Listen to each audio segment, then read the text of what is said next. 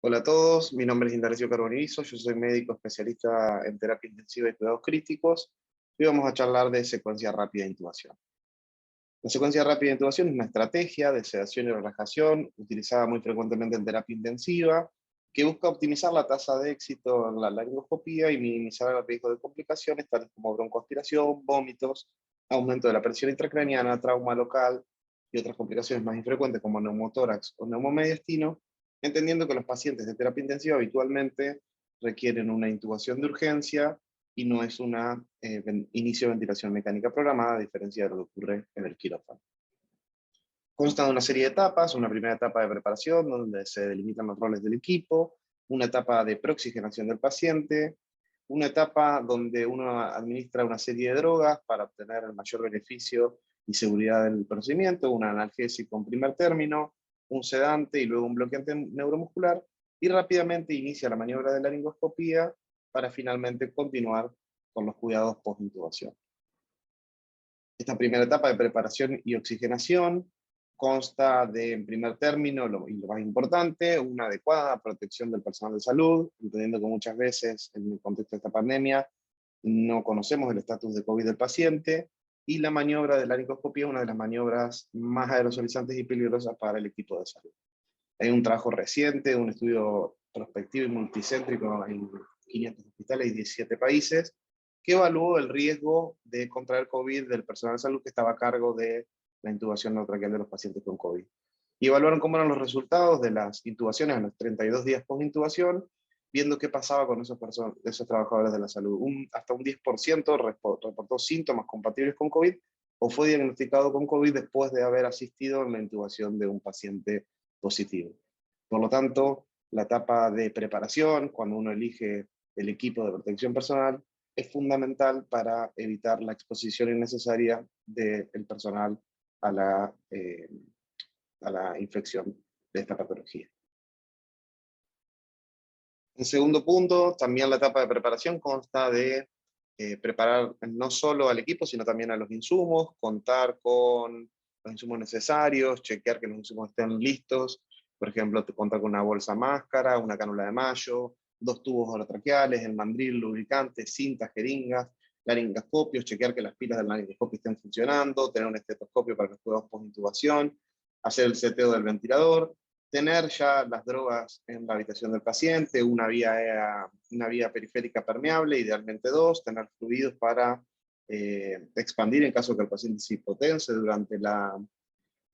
intubación, y también asignar los roles al equipo, entendiendo que tiene que haber un líder, un primer y un segundo operador, y un asistente que puede estar a cargo de administrar las drogas, así como de setear el respirador.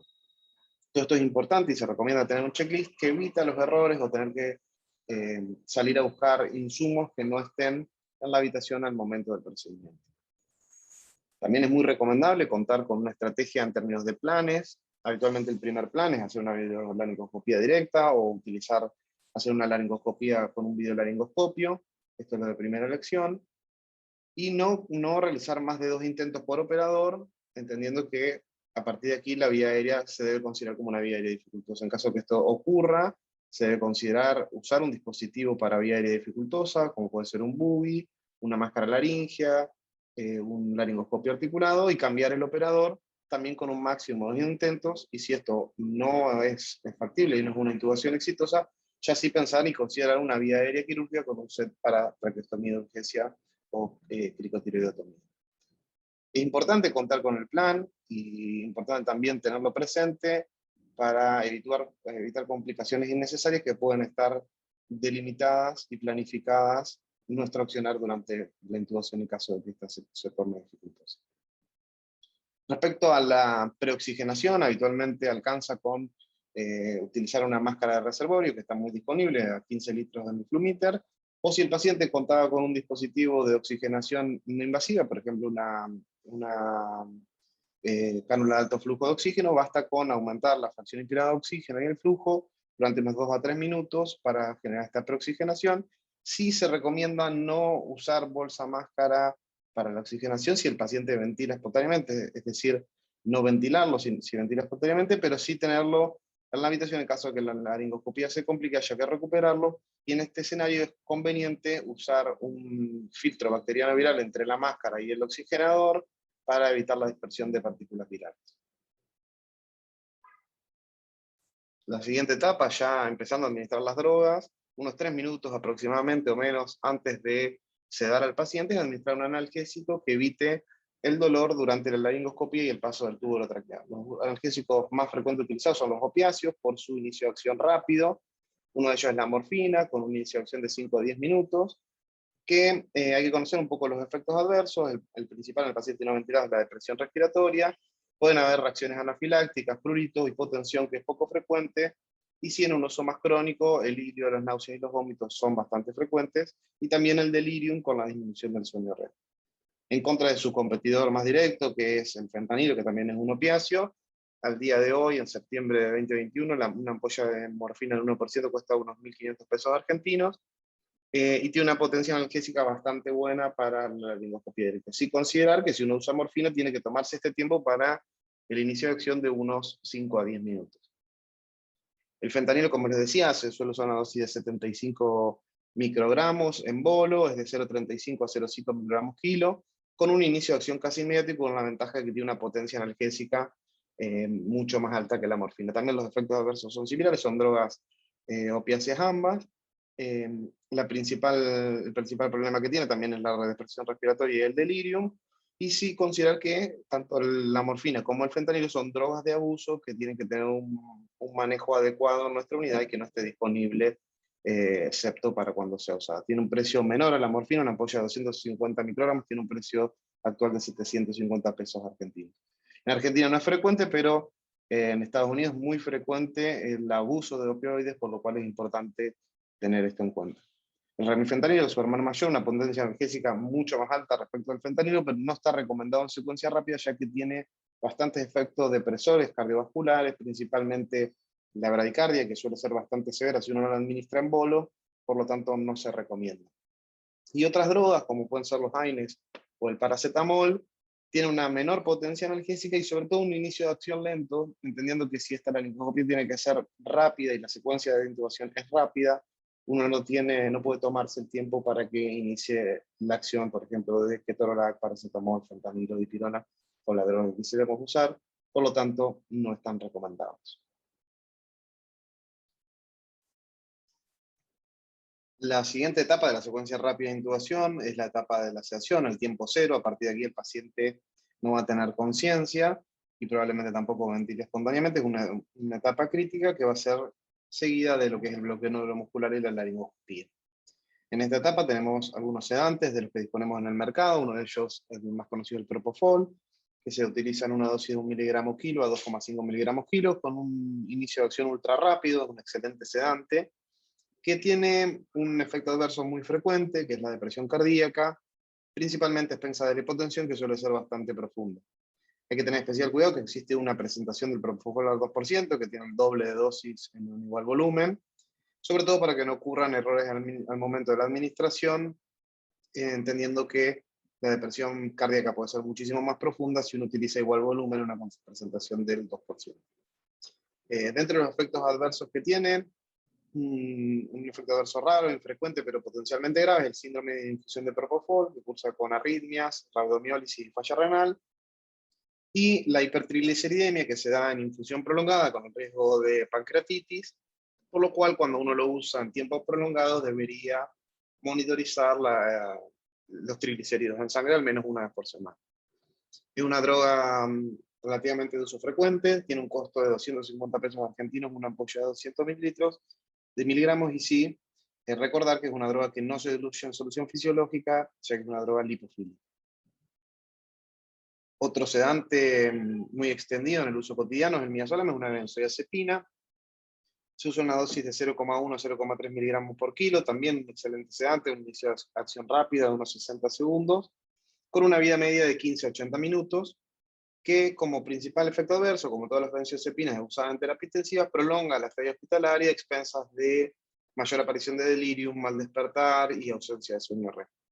Este sedante es un sedante que se acumula, que genera taquifilaxia, es decir, que cada vez requiere más dosis para obtener el mismo efecto y tiene un metabolito activo.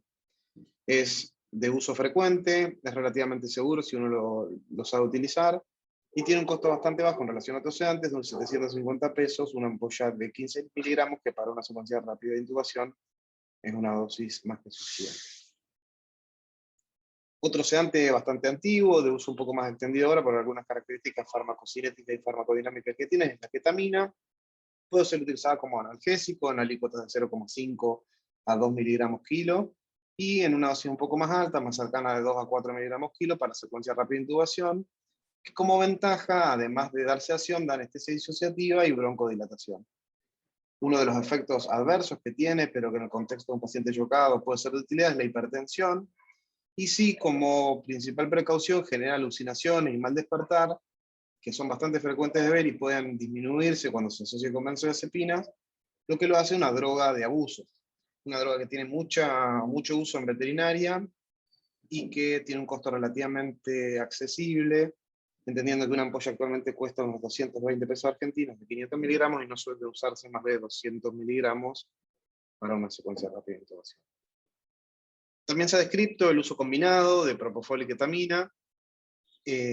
¿Por qué? Porque reduce la dosis total de cada droga y por ende sus efectos adversos dosis dependientes.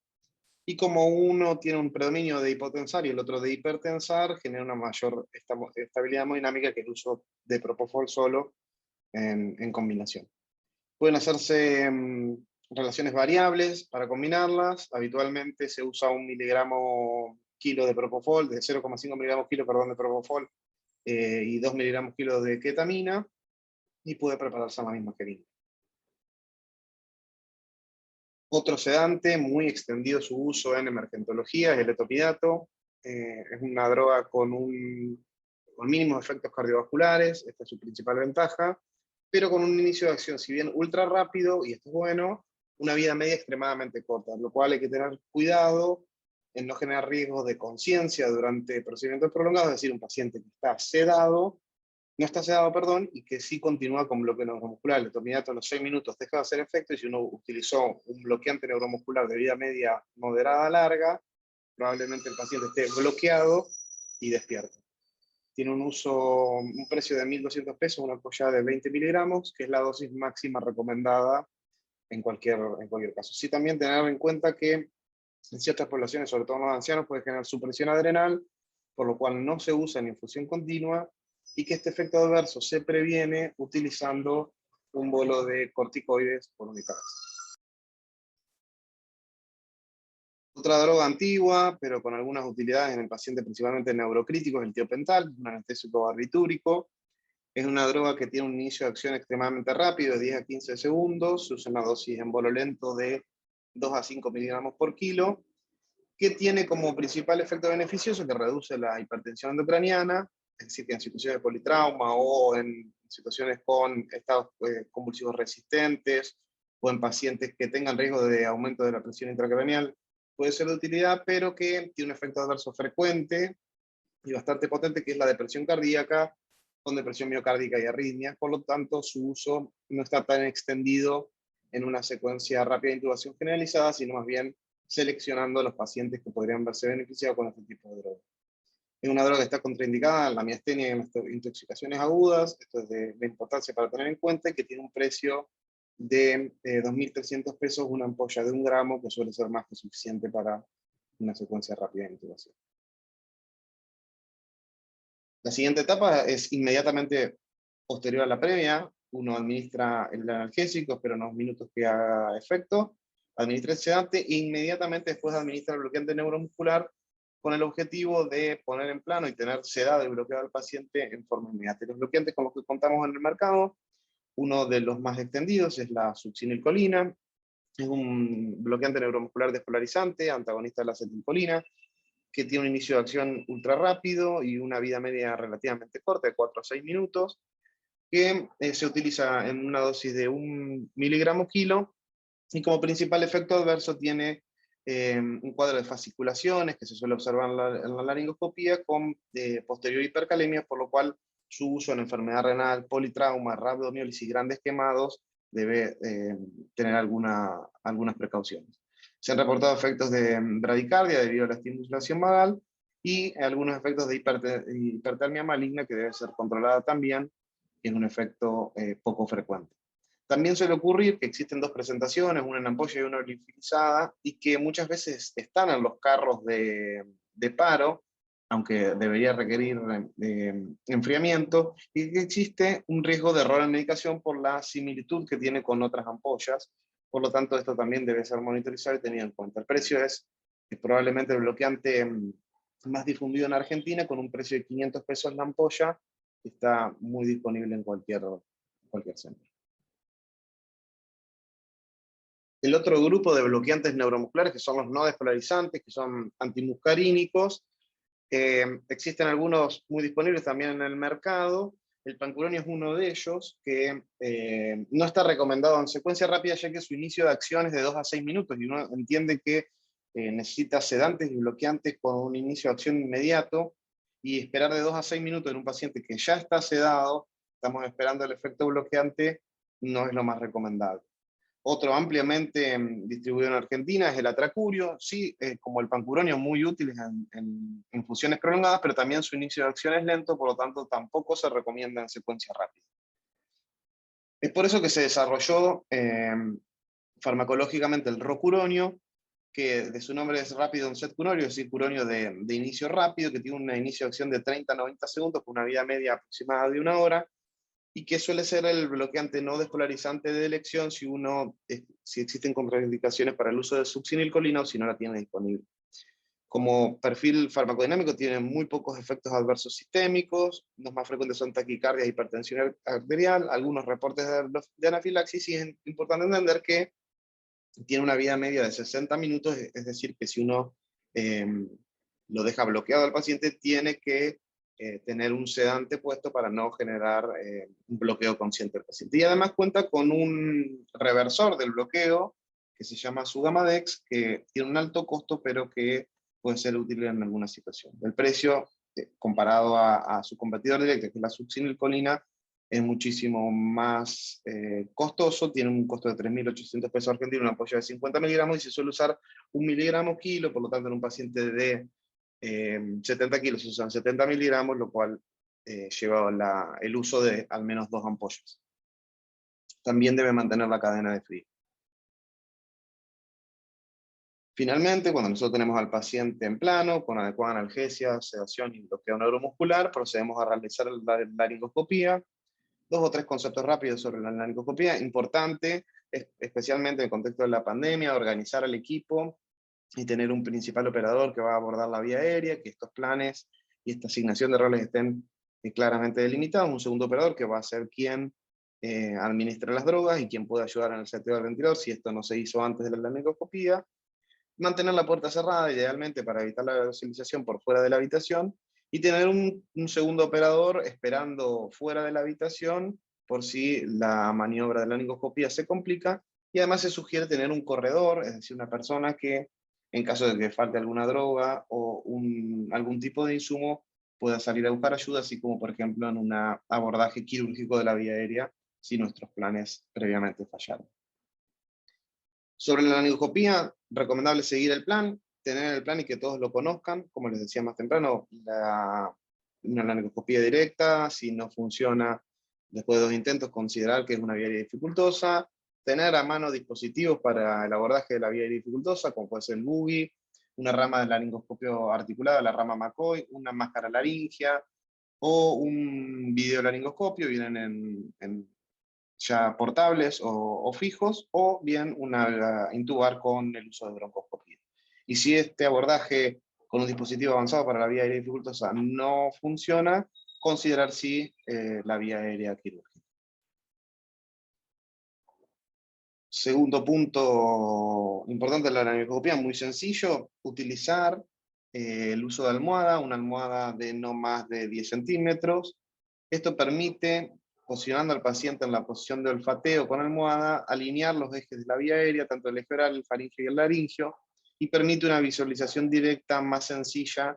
de las estructuras laríngeas. Y también es recomendable el uso del estilete o mandril por dentro del tubo orotraqueal. Este es un trabajo también reciente, un trial que observaron cuál era la tasa de éxito en el primer intento de intubación con estilete y sin estilete, y encontraron que la tasa de éxito es mayor con el uso de estilete, con menores complicaciones relacionadas a la intubación, y esto en ambos casos con diferencias significativas. Por lo tanto, es una intervención relativamente sencilla y fácil. Importante que el estilete no supere la longitud del tubo orotraqueal, sobre todo en el extremo distal, para no generar lesiones en la pared posterior de la tráquea. Y finalmente, como último punto de la secuencia rápida de intubación, es continuar los cuidados de este paciente, los cuidados post-intubación. Y esto es importante asegurar una adecuada sedanalgesia y seleccionar un nivel de rasgo objetivo, es decir, que todo el equipo conozca cuál es el objetivo de sedanalgesia que tiene este paciente, ajustar las diluciones y la velocidad de infusión máxima para no generar efectos adversos en las drogas analgésicas y sedantes en infusión prolongada, y si posteriormente a la laringoscopia y la intubación, realizar una radiografía de tórax para evaluar el posicionamiento del tubo orotraqueal y que no existan complicaciones. Esta es la tabla de diluciones máximas que tenemos en nuestro centro, que como ven, para cada droga se ajusta a un peso real y a un peso y a una dosis de infusión máxima según el peso del paciente. En conclusión, la secuencia rápida de intubación es una estrategia de sedación y relajación para la intubación orotraqueal en terapia intensiva que busca evitar las complicaciones y generar una maniobra rápida y efectiva. Consta de la administración secuencial de un analgésico, un sedante y un bloqueante neuromuscular que deben ser de inicio rápido. En el contexto de la pandemia, la protección obviamente del personal de salud es primordial, una de las cosas más importantes que debemos tener en la etapa de preparación. Y sí se recomienda contar con un plan de acción en caso de que la laringoscopía no sea exitosa en un primer intento, y un checklist para evitar la falta de insumos y disponibilidad de aparatología. Se recomienda también contar con elementos para el abordaje de una vía dificultosa, el que más les guste, el que tengan más disponible en su centro, y se recomienda también contar con tablas de dosis máximas y un objetivo de RAS definido para cada paciente durante los cuidados post-intubación. Bueno, esto fue todo. Espero que esta información les sirva. Los invito a seguir la discusión en el campus y quedo a la disposición de ustedes para cualquier tipo de sugerencia y pregunta. Les mando un abrazo grande.